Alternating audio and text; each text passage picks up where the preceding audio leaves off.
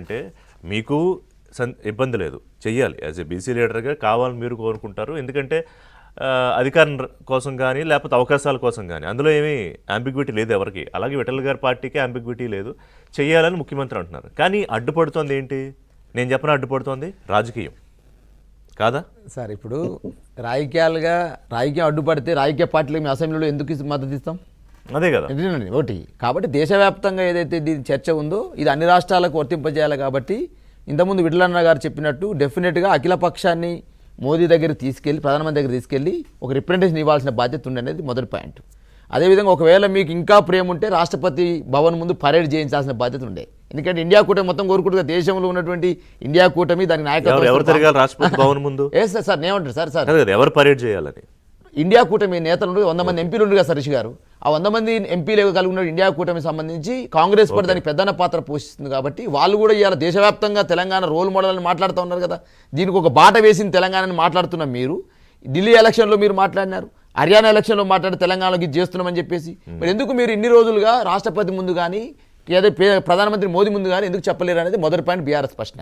రెండో పాయింట్ నేనేం చెప్తున్నంటే, మీరు ఏదైతే సామాజికంగా కావచ్చు, విద్యాపరంగా కావచ్చు, అదేవిధంగా ఉద్యోగపరంగా కావచ్చు, అదేవిధంగా ఆర్థికంగా కావచ్చు, పొలిటికల్ కావచ్చు, ఏదైతే సర్వే చేసిర్రో ఈ సర్వే మీద అసెంబ్లీలో ఎందుకు చర్చ పెట్టలేరు అనే అంశం కూడా ప్రధానంగా చర్చ జరుగుతూ ఉంది. అదేవిధంగా ఇంకో అంశం, బిల్లులపై రాష్ట్రపతికి ఆర్డినెన్స్ బిల్లులపై రాష్ట్రపతి పంపిరు సార్. ఆ బిల్లు తిరస్కరించబడ్డదా ఆమోదించబడ్డ తెలవకముందే మళ్ళీ అసెంబ్లీని ప్రోరోగ్ చేసి మళ్ళీ గవర్నర్ ఆమోదం కోసం అదే సార్. ఇప్పుడు హైకోర్టు 20 నెలలు అవుతుంది సార్.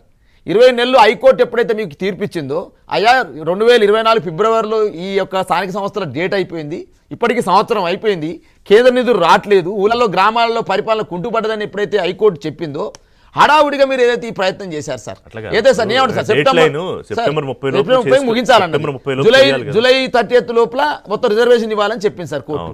ఆ కోర్టుకు అనుగుణంగానే పనిచేస్తుంది తప్ప పెదాల మీద ప్రేమ తప్ప హృదయంలో బలైన వర్గాల మీద ప్రేమ ఉంటే మీకు 20 నెలలు మీరు ఎందుకు చేయలేకపోయారని మొదటి ప్రశ్న సార్ బీఆర్ఎస్ గా. సార్ ఋషి గారు ఇవాళ మీరు పెట్టిన చర్చ సార్, ఈ రాష్ట్రంలో 60% జనాభాకు మీ ప్రాతినిధ్యం వహిస్తున్న చర్చ సార్. ఇవాళ అనిల్ గారు బీసీ వాదం పట్ల కానీ వారికి ఉన్న నిబద్ధత పట్ల కానీ మాకు శంకించలేదు సార్. ప్రభుత్వం చేస్తున్న తీరు ఏదైతే ఉందో బీఆర్ఎస్ పై దాని ఆబ్జెక్షన్ చెప్తా ఉంది. ఫస్ట్ పాయింట్ రాష్ట్రపతి ఆమోదం అటు ఉంచుదాం సార్, గవర్నర్ ఆర్డినెన్స్ అటు ఉంచుదాం సార్. అనిల్ గారిని రేవంత్ రెడ్డి గారికి సూటి ప్రశ్న సార్, 153 కార్పొరేషన్లు మీరు ఇచ్చారని అడుగుతుంది. ఎంత సార్ రాజకీయ ప్రాతినిధ్యమే కదా సార్ మాకు కావాల్సింది. 153 ఇస్తే బీసీలకు 34 ఇచ్చారు సార్. ఇలా కేబినెట్ లో సార్ ఇలా 15 మంది ఉంటే మాకు 7 రావాలా సార్? ఇంకా 3 ఇస్తే మాకు వచ్చినట్టు సార్. 3 ఇస్తే మాకు 7 రావాలి, 9 రావాలి. వాస్తవంగా వచ్చినాయి సార్ నేను అడుగుతున్నా సార్. అదే నేను అడుగుతున్నా సార్. ఇంకోటి నామినేట్ సార్ ప్రభుత్వ సలహాదారులు ఇచ్చారు సార్. ఎన్ని ఇచ్చారు సార్ మాకు? మీరు ప్రభుత్వ సలహాదారు ఇవ్వకపోతురి, నామినేట్ పదవులు ఇవ్వకపోతురి, మంత్రి పదవులు ఇవ్వకపోతురి. మీ చేతిలో బడ్జెట్ ఉందిగా సార్. ప్రతి బడ్జెట్కి 20,000 కోట్లు, 5 సంవత్సరాలు 1,00,000 కోట్లు అని చెప్పారు సార్ వీళ్ళే. మొదటి బడ్జెట్ లో 7,000 కోట్లు సార్, 13,000 కోట్లు పంగనామం పెట్టారు సార్. రెండో బడ్జెట్ లో 9,000 కోట్లు సార్, 11,000 పంగనామం పెట్టారు సార్. 24,000 కోట్లు 2 బడ్జెట్ లో మోసం చేశారు సార్. అంటే ఉండి ఇవ్వట్లేదా ముఖ్యమంత్రి? నిబద్ధత సార్, శాస్త్రీయత, నిబద్ధత, దానికి మీరు చేస్తున్న పరిపాలన పట్ల తీరు అని కనపడుతుంది కదా. అనిల్ గారు బాలరాజు ఇచ్చిన సలహా, ఆయన ఇచ్చిన సలహా ఏంటంటే ముందు మీ ఇండి కూటమి ఎవరైతే ఉన్నారో మిగిలిన వీళ్ళందరూ పరేడ్ చేయండి రాష్ట్రపతి ముందు, అక్కడ ఉండగా ఆర్టికల్ 31 ప్రకారం ఆర్డినెన్స్ అలా ఇస్తే నిలబడదు కదా అని. సరే మీ మేడ మీద కత్తి ఏంటంటే సెప్టెంబర్ 30 లోపు అన్నీ ఫినిష్ చేయాలి. ఎలా అసలు ఇది ఎలా సాధ్యపడుతుంది?